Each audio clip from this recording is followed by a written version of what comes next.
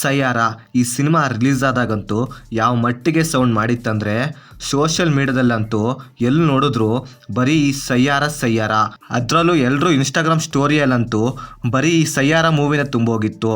ಅಷ್ಟರ ಮಟ್ಟಿಗೆ ಈ ಸಿನಿಮಾ ಸೆನ್ಸೇಷನ್ನ ಕ್ರಿಯೇಟ್ ಮಾಡಿತ್ತು. ಈಗ ಈ ಸಿನಿಮಾ ನೆಟ್ಫ್ಲಿಕ್ಸಲ್ಲಿ ಸ್ಟ್ರೀಮ್ ಆಗ್ತಿದೆ.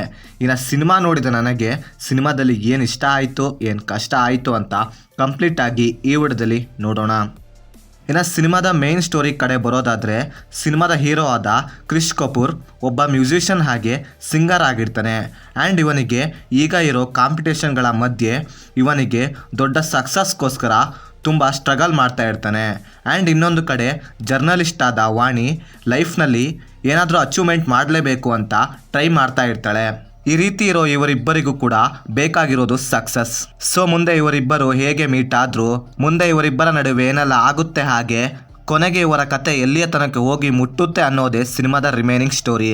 ಇನ್ನು ಸಿನಿಮಾದಲ್ಲಿ ನನಗೆ ಪಾಸಿಟಿವ್ ಅನಿಸಿದ್ದಂದರೆ ಸಿನಿಮಾದಲ್ಲಿ ಇದ್ದಂಥ ಲೈಟ್ ಆರ್ಟ್ ಮ್ಯೂಸಿಕ್ ಒಂಥರ ಚೆನ್ನಾಗಿತ್ತು. ಆ್ಯಂಡ್ ಆ ಮ್ಯೂಸಿಕ್ನ ಕೇಳ್ತಾ ಇದ್ದರೆ ಒಂಥರ ಫ್ರೆಶ್ ಫೀಲ್ ಕೊಡುತ್ತೆ.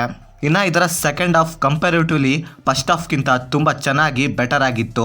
ಹಾಗೆ ಸಿನಿಮಾದ ಮೇನ್ 2 ಕ್ಯಾರೆಕ್ಟರ್ಸ್ಗಳ ಸುತ್ತ ಇರೋ ಎಲಿಮೆಂಟ್ಸ್ ಆಗಿರ್ಬೋದು, ಹಾಗೆ ಒಂದು ಸಣ್ಣ ಮಟ್ಟಿನ ಎಮೋಷನ್ ಆಗಿರ್ಬೋದು, ತುಂಬ ಚೆನ್ನಾಗಿತ್ತು. ಆ್ಯಂಡ್ ಅದನ್ನು ಅಷ್ಟೇ ಚೆನ್ನಾಗಿ ಬರ್ಕೊಂಡಿದ್ದಾರೆ. ಇನ್ನು ಸಿನಿಮಾದ ಸಾಂಗ್ಸ್ಗಳ ವಿಷಯಕ್ಕೆ ಬರೋದಾದರೆ ಅಂತ ಹೇಳಿಕೊಳ್ಳುವ ರೇಂಜಲ್ಲಿ ಇಲ್ಲ, ಎಕ್ಸೆಪ್ಟ್ ಒಂದು ಸಾಂಗ್ಸ್ನ ಬಿಟ್ಟರೆ. ಇನ್ನು ಸಿನಿಮಾ ಬಿಗ್ ಸ್ಕೇಲಲ್ಲೇ ಬಂದಿದೆ. ಆ್ಯಂಡ್ ಅದಕ್ಕೆ ತಕ್ಕಂಗೆ ಸಿನಿಮಾಟೋಗ್ರಫಿ ಹಾಗೆ ಸ್ಕ್ರೀನ್ ಪ್ಲೇನ ಬರ್ಕೊಂಡಿದ್ದಾರೆ.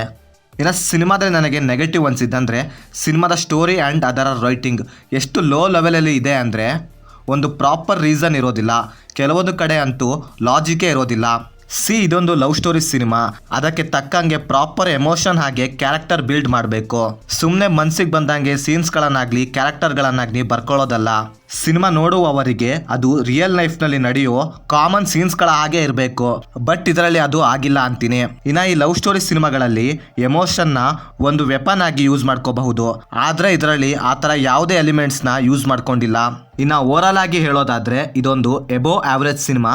ನೀವೇನಾದರೂ ಬಾಲಿವುಡ್ನ ಹಳೆ ರೊಮ್ಯಾಂಟಿಕ್ ಲವ್ ಸ್ಟೋರಿ ಸಿನಿಮಾಗಳನ್ನು ಇಷ್ಟಪಡೋದಾದರೆ ಈ ಸಿನಿಮಾನ ಒಂದ್ಸರಿ ಟ್ರೈ ಮಾಡಿ ನೋಡಬಹುದು. ಇನ್ನು ಸಿನಿಮಾನ ಫ್ಯಾಮಿಲಿ ಜೊತೆ ನೋಡ್ಬೋದಾ ಅಂದರೆ ಬೇಡ ಅಂತೀನಿ.